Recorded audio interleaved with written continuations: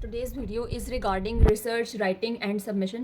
Research आपका एक बहुत इंपॉर्टेंट पार्ट है आपके इंटरनल का कम्युनिटी मेडिसिन में, और इसको सबमिट कराने का एक प्रॉपर वे है जिसके बाद ही रिसर्च आपकी पब्लिश भी होती है, और एक जिस तरह हर काम को करने का एक प्रॉपर मेथड होता है, आज मैं वो आपको दिखा रही हूँ। And this is a sample of research that I am going to show you here. और जो जो चीज़ें इसमें मैं मेंशन कर रही हूँ, दीज आर वेरी इंपॉर्टेंट। ये छोटी छोटी बातें बहुत मैटर करती हैं जब आप एक रिसर्च सबमिट करवाते हैं, क्योंकि रिसर्च के बैकग्राउंड में सारा आप काम कर लेते हैं अच्छे से, लेकिन उसको सबमिट कराना एक अलहदा मरहला होता है। और इसको अगर आप अच्छे से करते हैं तो आपकी रिसर्च बहुत एक तो पब्लिश होती है, उसके बाद आपकी एक बहुत अच्छा इम्पैक्ट जाता है जो भी आपकी रिसर्च देखता है। सेकेंडली, ये आप इंटरनल में भी इसके मार्क्स लगते हैं, तो इसकी प्रेजेंटेशन बहुत अच्छी होनी चाहिए। So here I am showing you a sample research.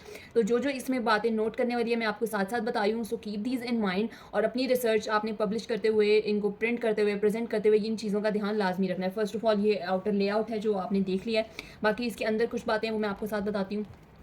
First of all, अगर हम इसका पहला पेज देखें, as you can see here, first of all name, roll number और फोर्थ प्रोफेशनल ऑब्वियसली, और सुपरविजन में आपके जो जो आपके हेड हैं और उन सब का आपने लिखना है with the college logo, name etcetera, और आपका सेशन। ये आपका फर्स्ट पेज है, लेकिन जैसे यहाँ पे शो किया हुआ है रोमन में 1 लिखा हुआ है, लेकिन आपने यहाँ लिखना नहीं है।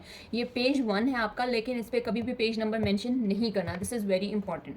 देन नेक्स्ट पेज पे आपका डेडिकेशन है, और ये आपने सिर्फ इस पर 2 लाइनें ही लिखनी है, लेकिन यहाँ पे आपने एज शोन हेयर रोमन में 2 मेंशन ज़रूर करना है। पिछले पेज पे 1 नहीं था, लेकिन यहाँ पे 2 मेंशन होगा इन रोमन। आपने ये दूसरी काउंटिंग में नहीं लिखना, रोमन में ही इसी तरह लिखना है।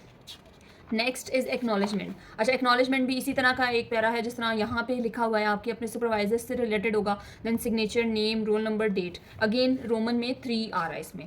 Then next is table of contents, और ये सारा कुछ आपकी रिसर्च का पार्ट है, और रेलिवेंट आपने पेज नंबर साथ में मेंशन करने हैं accordingly. Again roman number 4। Then next page, roman page 5, list of figures, और ये सारी graphic representation, figures and diagrams हैं जो आगे आपकी रिसर्च का पार्ट होंगे। Then page number 6, this is abstract, और this is the most important part of your research मेरे ख्याल से, क्योंकि ये मेन आपका एक आपकी रिसर्च का अखज़, आपका main conclusion kind of show करती है। ये एब्स्ट्रैक्ट बहुत इंपॉर्टेंट होता है और बहुत प्रिसाइज होता है, तो ये एक बहुत अच्छा इम्पैक्ट जाता है। कोई भी पूरी रिसर्च खोलने से पहले जब आपका एक्सट्रैक्ट देखता है तो इसमें आपका एक बहुत अच्छा इंप्रेशन जाता है। तो ये बहुत अच्छा होना चाहिए और साथ में प्रिसाइज होना चाहिए, जिस तरह से यहाँ मेंशन किया, और साथ keywords. And again Roman page 6। उसके बाद आपका इंट्रो स्टार्ट होता है। अब यहाँ जो नोट करने की बात है कि यहाँ आपकी रिसर्च बेसिकली स्टार्ट हो रही है, तो यहाँ आपका दूसरी काउंटिंग आपकी स्टार्ट होगी। एंड सिमिलरली पेज 1, 2, 3 जिस तरह से शो किया, इसी तरह ही आपने लिखना है। सेम इंट्रोडक्शन है, इंट्रो आपका एक अच्छा होगा तो आपकी रिसर्च तभी कोई आगे देखेगा। तो एब्स्ट्रैक्ट के बाद इंट्रो आपने बहुत अच्छा सा लिखना है, जिस तरह यहाँ पे मेंशन है, 3 है, 1 है, ये आपके रेफरेंसेस हैं जो आगे आपने मेंशन किए हुए हैं, तो इनका आपने ध्यान रखना है और उसी काउंट में लिखना है जिस पे आपने आगे इनको रेफ़र किया हुआ है। देन ये इंट्रो के बाद आपके आ जाता है लिटरेचर रिव्यू। अगेन इसमें उसी तरह से रेफरेंसेस हैं, पेज नंबर 3 है।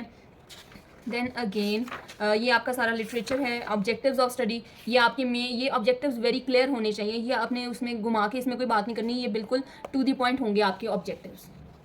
उसके बाद मटेरियल्स एंड मेथड है, स्टडी डिज़ाइन है, क्रॉस सेक्शनल है या कौन सा आपका अकॉर्डिंगली, आपकी study population, sample size, sampling technique और सैम्पलिंग यूनिट आपका क्या है, ये इसी तरह कैरेक्टराइज करने हैं जिस तरह यहाँ पे मेंशन है। अगेन ऑपरेशनल डेफिनेशन जैसे आप अपने कम्युनिटी मेडिसिन में पढ़ चुके हैं, इसको डिटेल में यहाँ बताने की ज़रूरत नहीं है, लेकिन again it should be precise and very clear. Data collection का बताया गया है। Next is data analysis and ethical considerations.